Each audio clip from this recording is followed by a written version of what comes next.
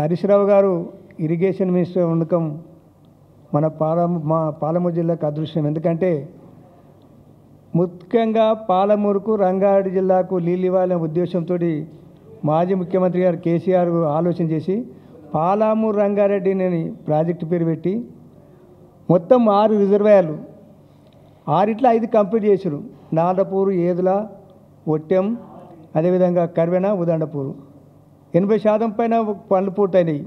కాలువలకు కూడా గత ఎలక్షన్ కన్నా ముందు 5,200 కోట్లు మంజూరు చేశారు కాలువలకు కూడా.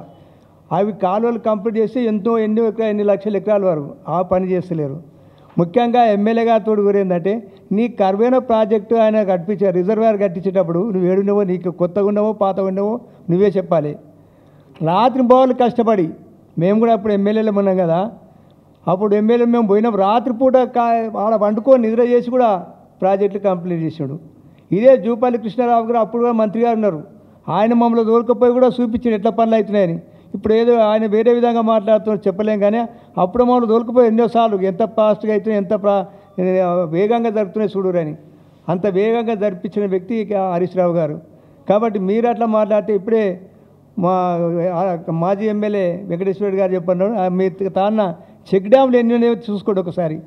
మా ప్రాంతంలో కేసీఆర్ రాకముందు, బీఆర్ఎస్ ప్రభుత్వం రాకముందు, మీకు అంత ఇక్కడ కూడా సోదరుడు ఉండడు లేక అక్కడ కాకురైనా మా తాన కష్టం బొరికైనా నీళ్ళే లేకుండా బోర్లు వేస్తే బోర్లు ఎండిపోయేది.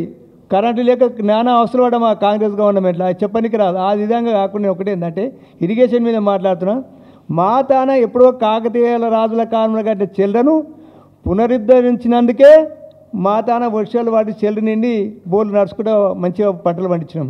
10 ఏళ్ళ కింద మా తాను ఇంత పంట ఇప్పుడు ఎప్పుడు అంటావులే.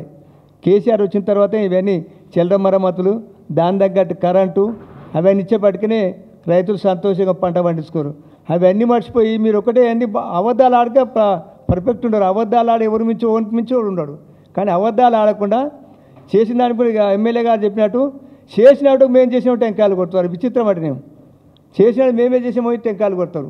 అట్లా కాకుండా మీరు చేయండి, ఇంకా అభివృద్ధి చేయండి. ముఖ్యమంత్రి కూడా పాలమూరు జిల్లా ఆయన ఉన్నాడు కదా, ఆయన కూడా వాళ్ళ సహకారం తీసుకొని ఎక్కువ చేయండి.